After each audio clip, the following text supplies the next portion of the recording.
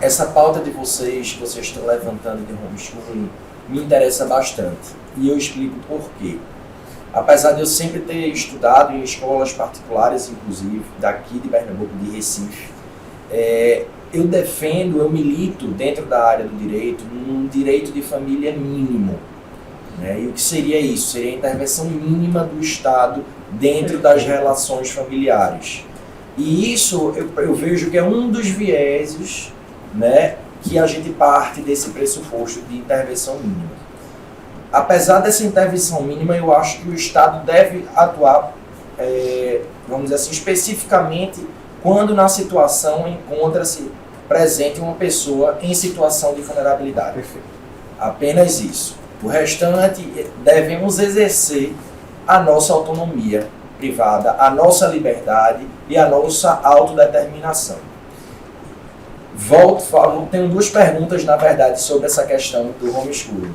A primeira delas é: como vocês acham que funcionaria o homeschooling? Porque eu tenho muito receio da gente importar modelos já, né, vamos dizer assim, pré-prontos de uma sociedade como é a americana e importá-la para a brasileira, que tem tantas desigualdades sociais.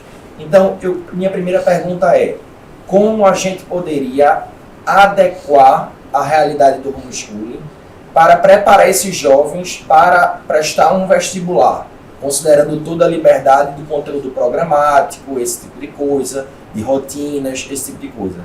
Segunda pergunta: haveria uma fiscalização por parte do Estado no sentido de os pais enviarem relatórios desses estudos para demonstrarem, comprovarem que estão exercendo com responsabilidade esse dever tão importante que é a educação? Eu agradeço a pergunta mais uma vez e eu peço ajuda aqui à minha esposa Michele, que junto comigo milita nessa causa e tem realmente disseminado, né, o ensino domiciliar aqui no estado. E ela é uma das grandes interventoras e que realmente tem estudado sobre o assunto e não só praticado, como também instruído diversas outras famílias que estão querendo estabelecer. Então, diante do conhecimento que ela tem, peço que ela venha também me ajudar aqui nessa resposta. Mas, inicialmente, dizer que realmente a gente tem como interesse maior também a mínima intervenção do Estado no núcleo familiar. Como pais, a gente já faz esse relatório. A gente já tem todo esse currículo programático colocado e a gente todo ano a gente faz um apurado do que foi dado e a gente faz um arquivo. E eu creio que as demais famílias devem fazer a mesma coisa. E não há recusa sequer, se houvesse, vamos dizer assim, uma solicitação do Estado, de que isso fosse mostrado, de que isso fosse apurado e analisado. Mas o que há hoje é uma perseguição a essas famílias. Imagine que as famílias, mesmo com o conteúdo sendo colocado, mesmo com a comprovação de que o conteúdo foi dado, mesmo fazendo provas de proeficiência com essas crianças, ainda assim, elas são obrigadas a matricular seus filhos em escolas públicas para dizer que os seus filhos estão tendo ensino e sendo alegado ainda mais que está havendo abandono intelectual dessas famílias. Gente, se as famílias estão avocando para si um direito que é deles, de o Estado dar o ensino, não é verdade? Não é dever do Estado dar o ensino? A família está avocando aquele dever para ela. Como é que ela vai estar sendo acusada de abandono intelectual? É algo realmente dicotômico que o governo coloca, né? E a gente vê aí crianças nas ruas, crianças pedindo dinheiro, as crianças sendo realmente exploradas por pais e tudo mais. E a gente faz a denúncia e a polícia diz que não pode intervir. E o governo diz que não pode intervir. Agora, a justiça diz que não pode intervir. Agora, diante de famílias que estão ali se esforçando para dar o melhor pelos seus filhos, essas sim são acusadas de negligência e são penalizadas até, correndo o risco de perder a guarda de seus filhos. Veja que se não é realmente uma perseguição que está havendo. A gente vê que realmente há hoje como é que eu posso dizer, uma hipocrisia muito grande nesse assunto, né? De jogar uma ideologia em cima de um assunto sem sequer ter o conhecimento de causa, né? Porque o que eu tenho visto e presenciado realmente é uma dedicação extraordinária de famílias que fazem com que seus filhos tenham uma qualidade de ensino absurdo. E a gente vê isso no desempenho dessas crianças. E crianças que são criadas realmente com referências de valor, com referências realmente de educação, porque a gente sabe que não é só conhecimento que a gente está tratando ali, né? A gente está tratando de um conjunto, de uma obra que a gente está fazendo ali, né? Que a gente vai estar entregando um cidadão futuramente para a sociedade. E essa obra está sendo feita em conjunto, família e escola.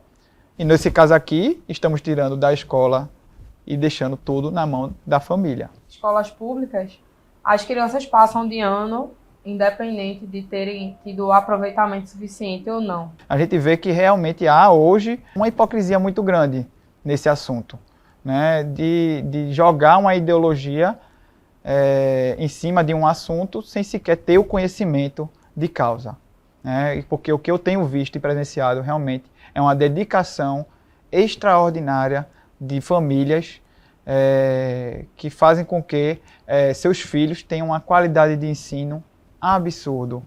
E a gente vê isso no desempenho dessas crianças.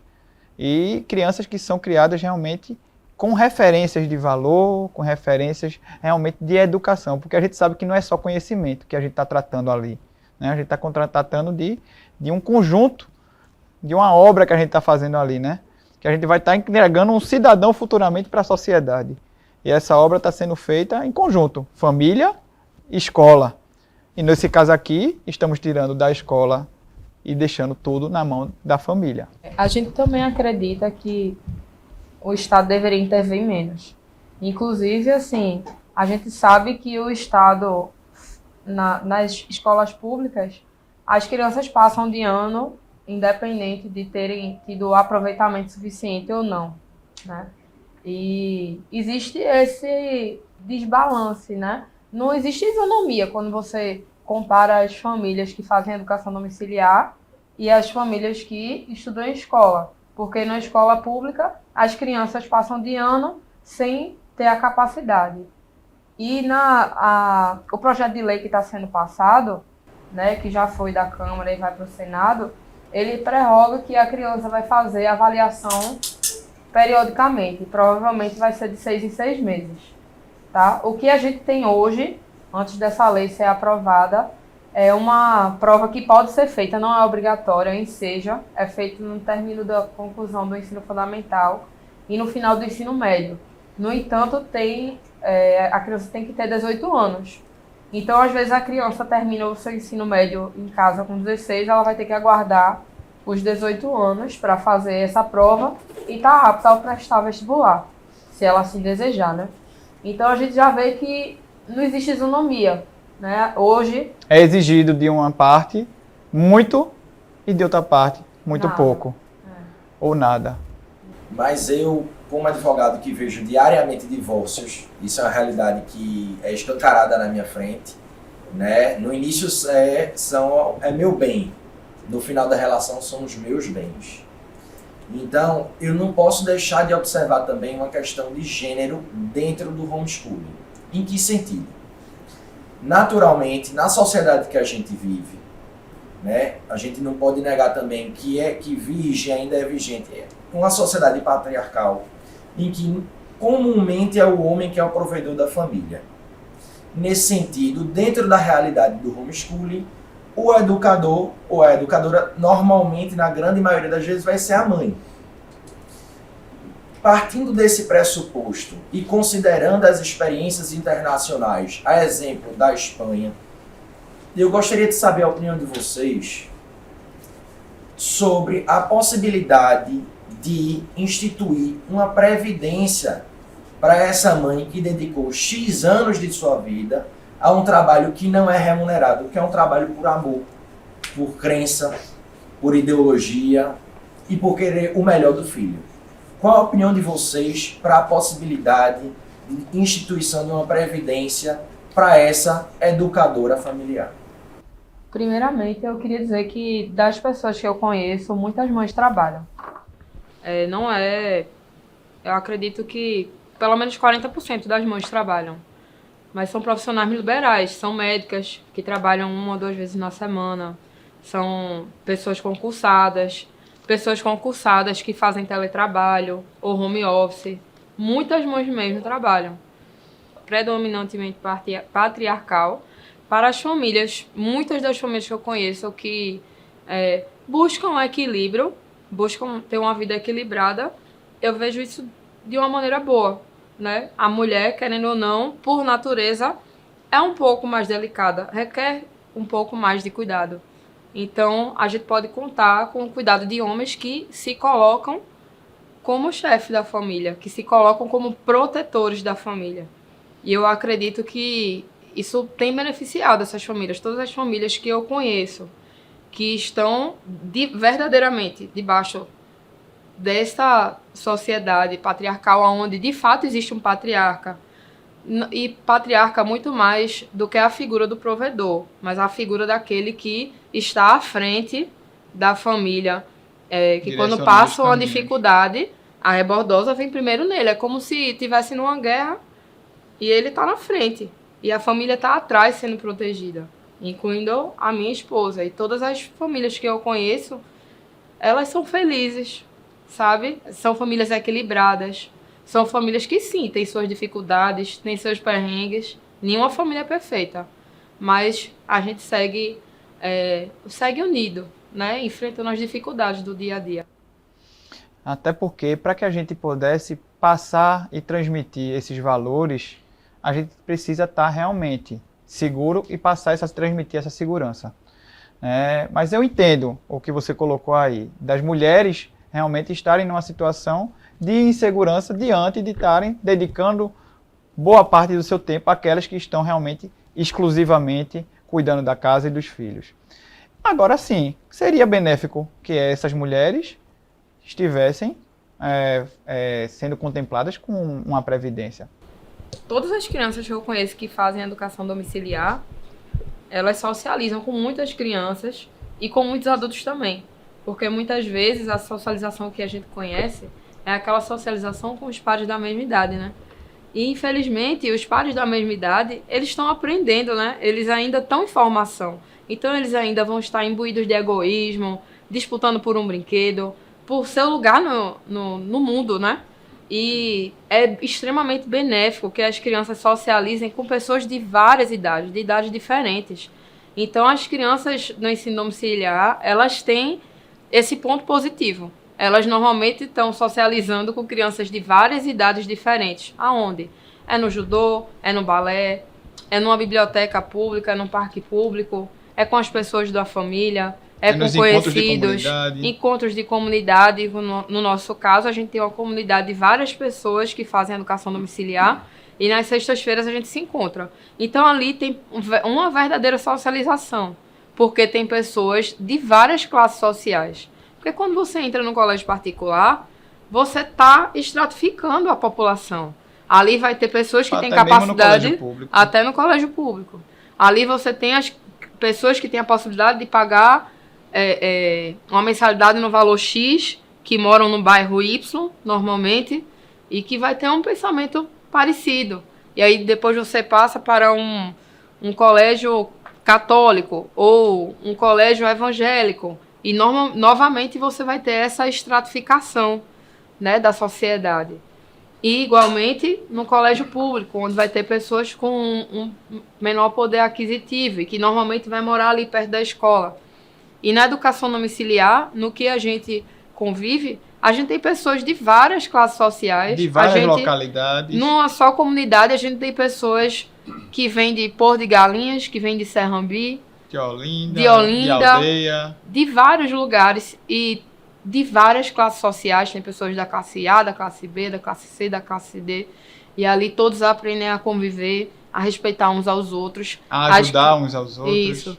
E as crianças, elas brincam, a criança de 2 anos brincando com a criança de 10, de 11, de 12, onde a de 10 ela aprende que tem que tolerar e servir a de 2, E a de 2, ela também vai aprender A a respeitar a de e a tolerar a de 10. Então, assim, é extremamente rica a socialização do homeschooling. É algo que eu sempre prego e sempre digo. A sociedade é fruto dessa base, a família. E assim como um prédio que está sendo construído, ele precisa de uma base, de um alicerce. E hoje estamos carentes desse alicerce. E por que a gente está carente? Porque muitas vezes a escola, ela virou ali um local para a guarda dos filhos. Porque os pais precisam trabalhar para prover e para gerar algo, porque a situação econômica do país, vamos dizer, está crítica. E aí os dois, o pai e a mãe precisam trabalhar, precisam estar fora de casa e veem seus filhos pela manhã e depois só pegam de noite, muitas vezes botam para dormir. E essa educação, esses valores que iriam gerar uma sociedade muito mais justa, muito mais tolerante, eles não estão sendo transmitidos. Estão ficando a cargo de uma escola que não era para estar passando esses valores, porque a educação a gente tem em casa, o conhecimento a gente tem na escola. Então, a gente está sendo fruto de uma sociedade que está adquirindo conhecimento sem valor, sem referência e sem educação. Infelizmente. É uma frase muito dura que eu já ouvi algumas vezes em algumas palestras que eu participei, que a gente está sendo resultado de uma sociedade órfã de pais vivos. Né? Que os pais, eles estão ali presentes, provendo, né, as suas famílias, porém ausentes, né, em todos os momentos, quando deveriam estar ali convivendo e socializando com essa família.